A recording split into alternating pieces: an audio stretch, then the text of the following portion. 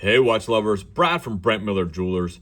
And today I have for us another TAG Heuer Aquaracer 300. This is one of the new models just released. I didn't get them all in at once or I would have done a video with all of them. So as they come in, I'll continue to review them. This is the GMT. I'm sure most folks are going to probably call this the Batman since you have that two-tone black and blue ceramic bezel. But you get the same wave dial here, except it's in the blue. Compared to the black model that I had previously. But you get that same kind of cyan or sky blue GMT hand, which I absolutely love. So again, I gotta say, so far out of all the ones I've seen in person, this is my favorite colorway. I think this is really a aesthetically pleasing and attractive looking piece. So the specs on the GMT, I measured 42 millimeters diagonally across the case, above those crown protectors, diagonally across the case, 41 millimeters even across the bezel. So again, from 3 to 9 across the outside of that bezel, 41 millimeters, and then 31.4 millimeters across that sapphire crystal. 13.1 millimeters thick, so that's about 1 millimeter, actually almost exactly 1 millimeter thicker than the date-only model that I have reviewed about a week ago. Similar lug to lug, 47.8. I think I measured 47.5. So again, could be user error. I have to imagine they're probably the same calipers. However, it is a little bit thicker case, so maybe they are a little bit longer lug to lug. Again, so I have 47.8 on this model, 21 millimeter lug width, tapering to 18 here at that last link, and then back out to 20 millimeters at that deploying clasp.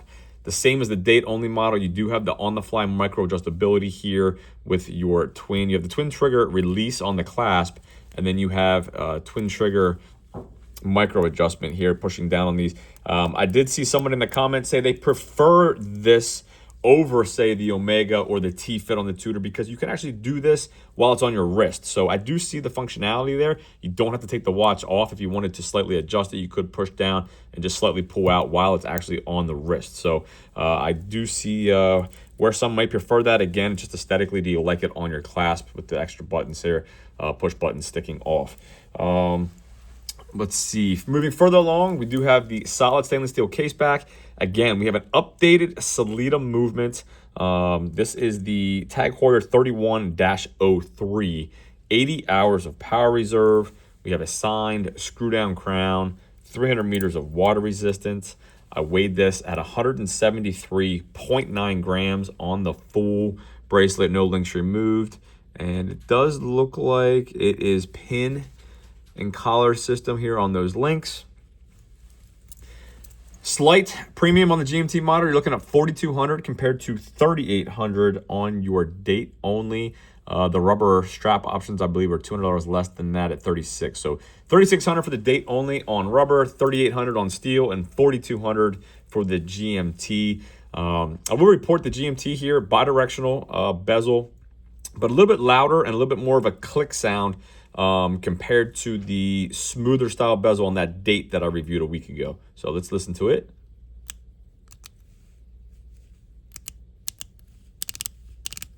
And again, bidirectional being a GMT is what you would expect.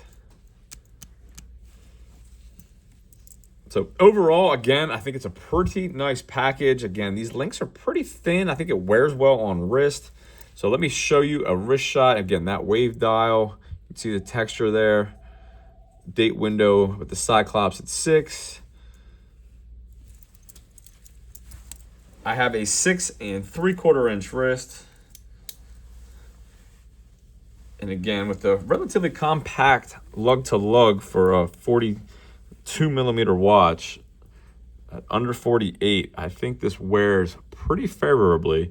And I do think they are paying attention to what the market is doing with some smaller divers, or at least smaller models in general. So again, nice package, my favorite one to date. Looking forward to seeing the rest of them. I will certainly review them as they come in. Let me hit the lights for you quick. As always, greatly appreciate you viewing. If there's anything we can do for you, shoot us an email. Contact information is in the description. And the loom looks great. Thanks again. We'll see you in the next video.